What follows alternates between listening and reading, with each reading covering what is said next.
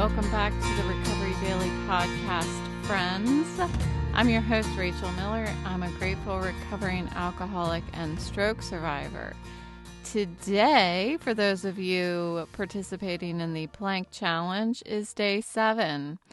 And for both tracks, 3 minutes and 5 minutes, you will be doing 45 seconds. That's 45 seconds. We are going to be breaking the time soon. I think it's in the next couple days. The 5 minute will start getting a little more time than the 3 minute. So 45 seconds today. Today's episode is about self-nurturing, which was both the topic of my psychiatric appointment yesterday and the topic of my sobriety meeting this morning. Only in sobriety do the planets continuously align like this, pointing me in the direction that I'm supposed to go. So, it's obvious. Obviously, I'm supposed to do this topic on this podcast today. It's not like I search for coincidences. They are just handed to me. There is no confusion when it happens. So, self-nurturing. I have to keep coming back to this topic, honestly. I have to remind myself that it's number one in my life. And since I'm not unique and we're on this journey together, me and you, I'm reminding you too of the importance of self-nurturing. So self-nurturing is not just some fancy term for, I feel like all the time I'm like self-care, self-love, self-knowledge, but each of them are independent of each other. Like they all have different meanings and serve a different purpose. So I'm not just pulling them out of the air. It's stuff that I've read about and that kind of thing. So anyway, it's self-nurturing is about engaging in practices that heal us, reduce stress, and remind us of our purpose. So for me, this podcast is a form of self-nurturing. It's a space where I can share my experience, strength, and hope with you, all while focusing on my recovery. It gives me purpose. And I've said this before, as soon as I entered into full-time stroke recovery, focusing on getting better and healing, the first thing I did was started this podcast because I knew that I needed that. I needed a purpose. So I've been reflecting on the importance of aligning my daily activities with my values. And this is because it's something that my psychiatrist and I talked about. It's something I used to talk about in the podcast months ago, but it seems like some things have dropped off. So I want to bring those back. So if you may remember, I don't know if you do or not, but my values are communication, learning, and health. And my psychiatrist was talking about, I was saying how, I've got these different things that I do. I've got sewing projects, I've got gardening, I've got baking, and now I've been doing a lot more cooking since we've gone vegan. I find that kind of fun to create new vegan things. It's kind of cool. But I said to her that I feel like although these activities are enjoyable, they don't make me feel like I have purpose. And so she said that it's important to bring your activities around to align with your values. And I got all excited. I was like, oh, I have values. I have values. And so she kind of laughed, but because it's been important since the beginning of this that I identify what my values are. And honestly, I had these values far before my stroke. It's something that I had done with my staff members at work. We had to all we had to all pick our values and stretch goals and stuff like that, and because that's the kind of manager that I am. And so I've had these for quite some time, and they have continued to be the ones like that I choose. They haven't changed over all this time, even with the massive changes that I've had in my life. And these values, communication, learning, and health, propelled me to start this podcast, and then in turn start the blog. So the blog is really just repurposing the podcast script so that it's in writing. Sometimes I'll add a little different twist on them, but on my website, recoverydailypodcast.com, I have a lot of blogs. Not every podcast is turned into a blog, but the topics that really interest me, that I want to continue to think about, I'll repurpose them into a blog as well. And so these two things, the podcast and the blog, they're what I need to return to when I feel lost and overwhelmed and purposeless, you know? And lately I've been questioning a lot my condition, my future, whether I should focus on getting better or preparing for a different life. I know that may sound weird, like, of course I should focus on getting better. Well, I'm sure I've said this so much that it's probably getting old, but I don't know if I can get better. So I don't want to, when I try to say it out loud, it just doesn't seem to sound right. I don't want to invest my time and my pain, because that's going to be the result, in activities and therapy that's not going to change the problem. And I have been recommended twice to go to vision therapy when there's nothing wrong with my vision. You see? And now they're sending me to a ear, nose, and throat gal to see if I have vestibular disorder. So I guess, I'm taking a little tangent for now for a second, but I did go to the neurologist today, and we reviewed my MRI on my ears, and it turns out that everything is fine in my ears. There's nothing wrong there either. So the ear system, the vision system, all of that is good. I did find out that I had a tiny itty bitty little mini stroke in the I can't remember, in the back of my brain, in the smallest lobe. I was not aware of that. Nobody told me that until today.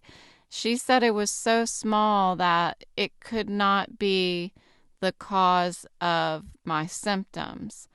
When I look at this part of the brain that that she said it's in, it's the occipital, I think it's called occipital lobe, OCCIPITAL, lobe. That is where it controls your vision. So I'm like, I don't know about this. Like, all signs are pointing to maybe we should look into this a little more. Anyway, I'm going to the ear, nose, and throat gal at the beginning of March, but I think that I may get a second opinion about this stuff that happened in the back of my brain because it seems suspicious to me to just say, nope, there's no way that there's no way that that's what's wrong with you. I feel like maybe we could look at that a little longer or look at some research or something like that. It's similar to when I first had my stroke and I told them I had a headache, and uh, what I was told was, let's wait a year and see if you still have the headache. Well, a year later, I still had the headache, you know? So there's a lot of like, let's just put that aside right now. And this is my health, and that's kind of one of the things that I'm going to talk about is being my own advocate. And it's funny that this topic came up today when I was talking to my dad as well. So anyway, let's see. Where was I? I totally went strayed from the topic. So I've been questioning my future and my condition and what should I be focused on? Should I be focused on doing whatever I can to go back to work? Or should I be focused on preparing for a different kind of life, like retirement, like retiring early or something like that? And so the psychiatrist asked me, what would you do differently right now uh, with these two different paths? If you were preparing to go back to work, or if you were preparing for a different life where you're not working and you're on disability, what would you do different right now? And I thought, well, that's a really good question. What would I do? Well, I would stay up to date on digital marketing. I would honestly, I would probably not take care of myself as well as I would if I did not focus on trying to go back to work. Because that's what I did the first 2 years. I didn't focus on myself. I focused on work and getting back to work and uh, having that be my purpose. And what she said to me, which I really appreciated, was that I'm what ifing. And in the beginning of my sobriety, I learned how I need to not what if. Actually, before I got sober, this is something that my brother and I would talk about, and one of his leadership, I don't know, peers would talk about this idea of what ifing and how much of a waste of energy that is, and just knowing that you have what it takes to handle whatever it is as it comes. And I never related that to what I'm going through right now. I never recognized that what I'm doing is what ifing. If I just said it, if I go back to work, then what do I need? Then what do I do right now? If I don't go back to work, then what do I need to do right now? I can't what if. I need to come back and live in today. And I just hadn't realized it, that those are what ifs. And she reminded me the importance of focusing on what's in my control. And what is that that's in my control? Advocating for myself, engaging in day-to-day coping, and making life enjoyable. What is not in my control? figuring out what's wrong with me. I mean, that sounds weird because it's me and I should be in control of that. But I'm not in control of finding out what's wrong with me. That's what the doctors are for. What's in my control is getting myself to the doctors, organizing my recovery schedule.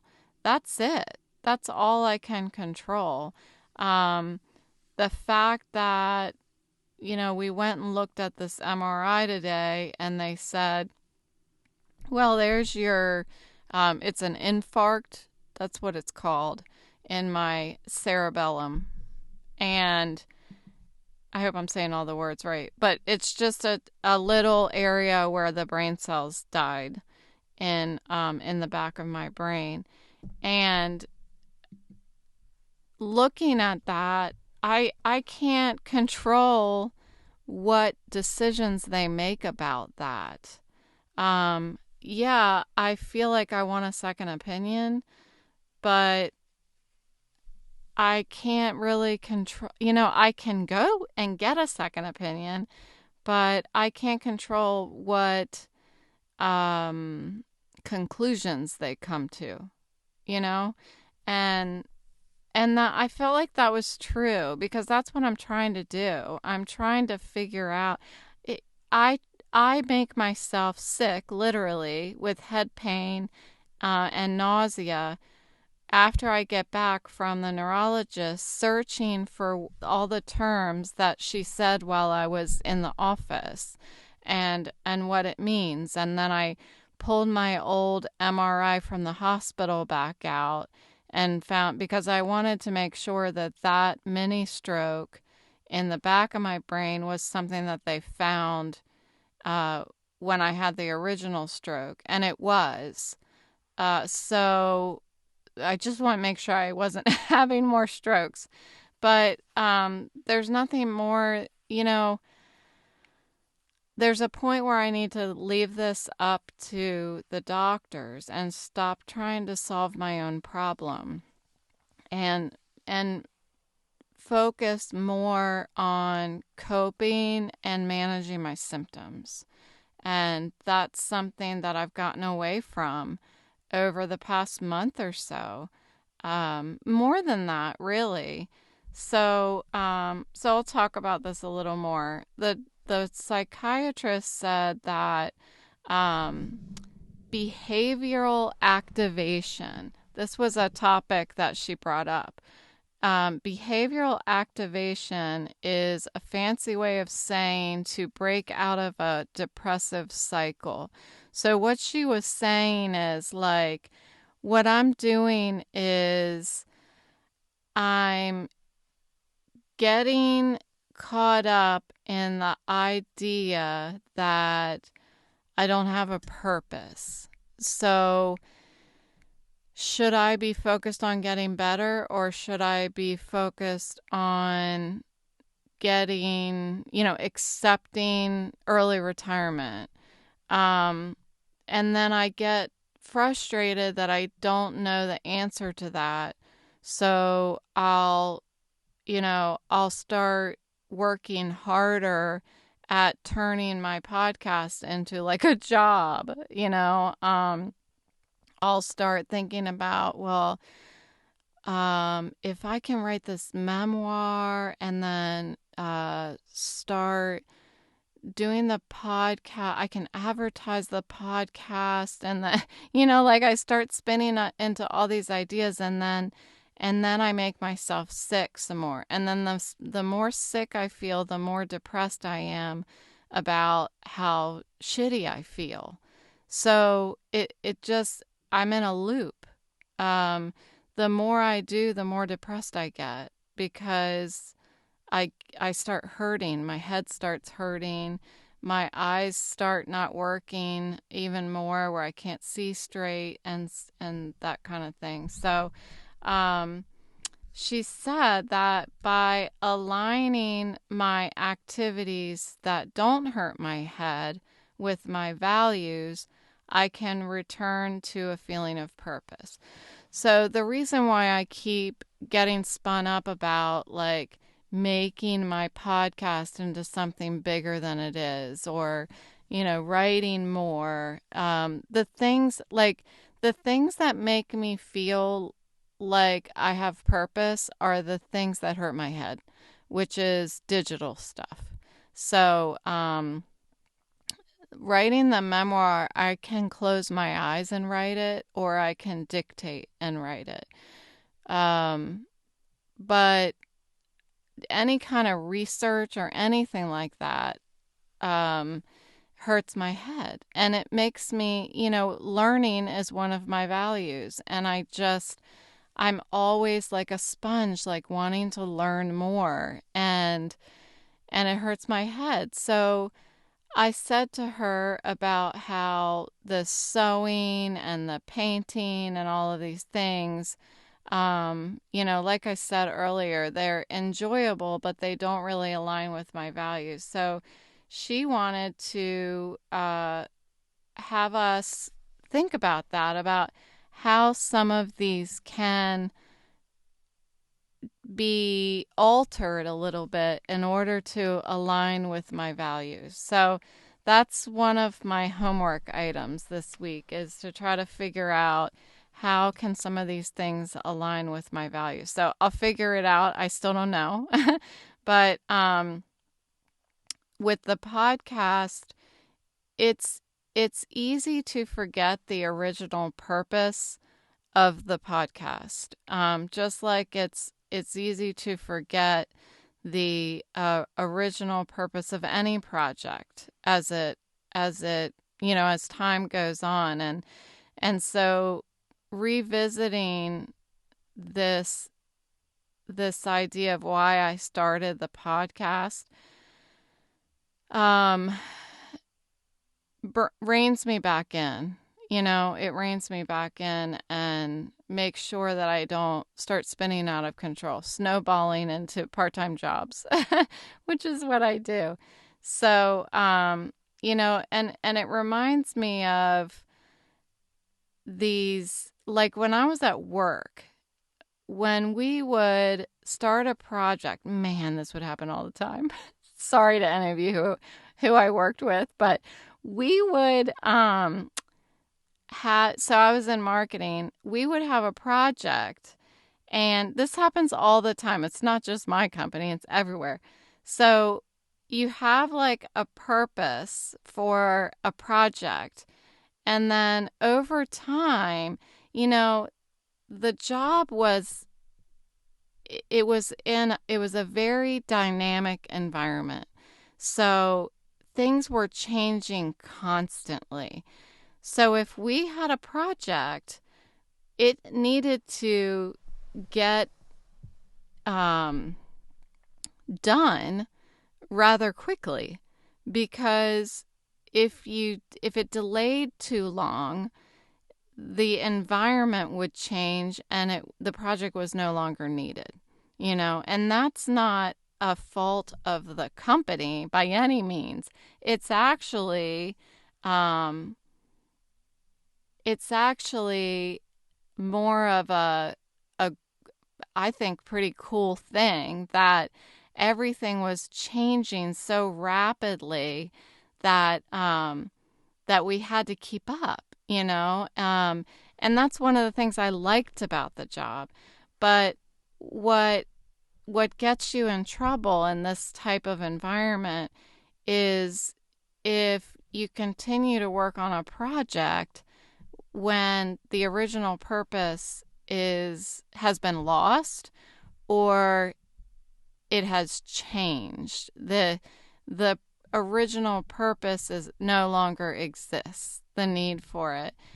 Because when that happens, resources are wasted, time is wasted, the teams get frustrated and confused. And so it's always important to revisit the original purpose, because when you do, you may realize that you either need to realign to the current environment, the current work environment, or you may find that the project is just simply no longer has value, because the environment has changed, and there's nothing wrong with that.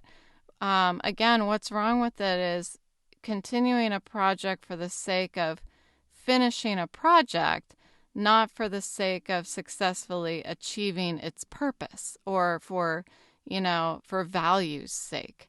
So, anyway, I'm a little passionate about that. So, back to the original project, which is my podcast. So, the podcast, the blog, and the memoir, they are my way of finding purpose and staying true to my values and putting my recovery first. Communication, all three of those are communication, learning. I've been learning how to write a memoir and do a podcast. I have been doing blogs for a long time, but I'm also, when I come across a topic in my podcasts, I'm doing a lot of learning. I'm doing a lot of learning about these different areas in recovery that can help me. And in turn, when I communicate I can help you. And this is all around my health. So communication, learning, and health. So I've realized over the past couple days that I need to refocus to prevent my ideas from snowballing into something unmanageable. I'm one to turn something like a podcast into some traveling circus if I let my mind get away from me.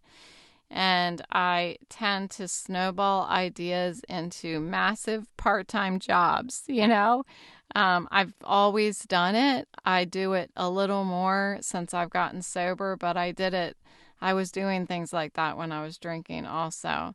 They were just bad ideas and not thought through when I was drinking. I just can't stop myself from ideating my way into a funnel of obsession to just keep spitting out, one idea after another. And yet with each additional idea that I come up with, the other ideas, the previous ones, lose value. So I'm not trying to beat myself up, but I am recognizing how I have veered off course. So my goal for the next few days is to get back to that world famous schedule on my whiteboard and outlining my self-care routines and my goals that reflect my values. So those of you who are lifetime listeners, that means you've been listening for 7 months. That's the lifetime. Remember my world famous schedule. Well, somewhere along the way, I erased it on my whiteboard. I don't know why. I feel like I erased it because I didn't want it to get stuck because it was up there for so long. I didn't want it to dry out and I couldn't erase it. So I erased it, but I didn't put anything back up. So it's back up. I wrote it back up there. Was that this morning? No, last night. I think I wrote it back up last night. So my world famous schedule is back up, and consider writing yourself a schedule. What I do is, for those of you who aren't familiar with it, I have my day from when I wake up to when I go to sleep written on the whiteboard.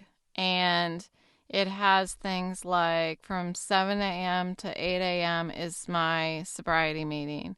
From 8 a.m. to 9 a.m. is researching and writing out my podcast script.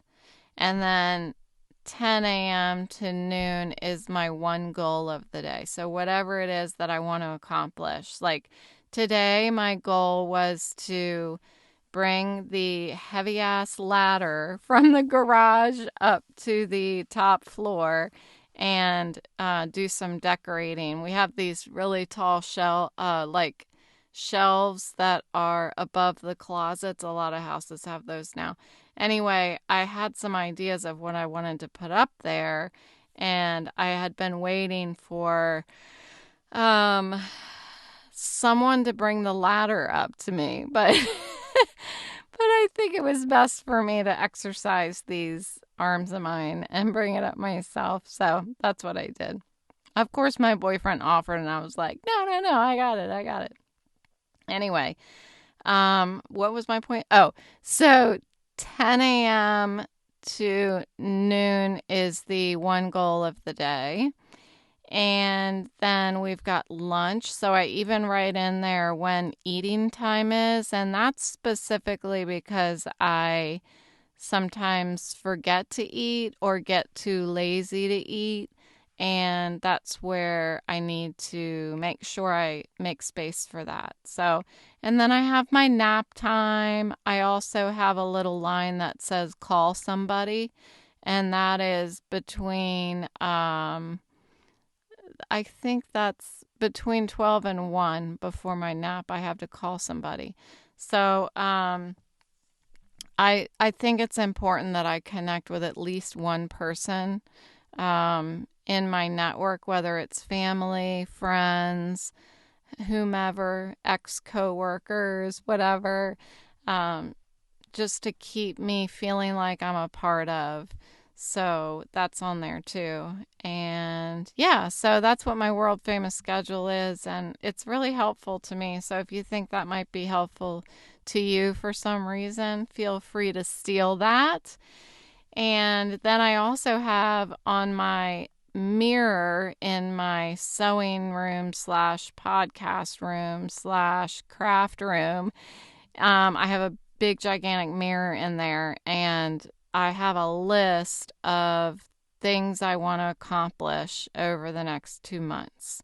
So I have a quilt that I'm going to make, that I want to make. I have,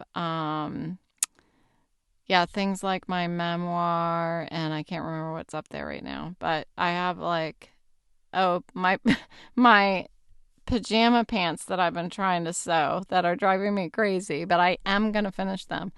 Those are up there too. So I have 2 different schedules, and then together. So what I need to do is take the list of things that I want to accomplish over the next couple months and align them to my goals. Make sure that each one serves, or my values, align them to my values. So make sure that each one that I have up there aligns to one of my 3 goals. I don't know how those daggone pajama pants align to a value. We'll see. We'll see. Okay. So, self-nurturing. So this morning in my sobriety meeting, Thursdays are the meditation meeting. So that means Tamara Levitt on Calm did our meditation, and she focused on self-nurturing too. So she mentioned that early in life, others nurture us and cheer us on. And as we get older, we can't rely on others as much. We have to build independence. And I've talked about that in previous episodes, but what I've also talked about is there's still a fragile being inside of us. And that's what Tamara said, a fragile being inside of us amidst all of our adult responsibilities. And she suggests that we need to offer kindness and compassion to ourselves and love yourself as a parent loves a child. And that always resonates with me, and I forget it. I forget it. So she also said, I haven't heard this before, I don't think, but I really love this. She said, you are someone else's memory. I love that. You are someone else's memory, so take care of yourself. And I just love that saying. I might need to get that framed or something. So to sum up today, let's remember to nurture ourselves, engaging in practices that heal us, reduce stress, and remind us of our purpose, and align our daily activities to our values. And that goes for somebody who's not in stroke recovery. It's making sure that the things that we're participating in on a day-to-day basis um, add value to our lives. You know, um, I feel like when I was running around to and from work and hustling and bustling all the time, I can't imagine how many things I was doing actually aligned with my values because I wasn't prioritizing my values. I was prioritizing my job. And so many of us do that. It's hard not to. We spend the majority of our times at our job, either at our job or sleeping. It's hard to take a break and think, I need to prioritize my values. Who does that? But it really, I think, brings a sense of peace when you can say, yeah, I'm doing the things that are important to me. So let's not do things for the sake of doing them, but because they bring us closer to who we truly are and what we value. So that's it. So thanks for joining me today. I needed you today. I had a quiet night, and it's comforting to know that you are there for me to talk to. You're there for me to talk to. So remember that you are important to me, and our recovery matters to us. Whatever you're in recovery for, everybody is recovering from something.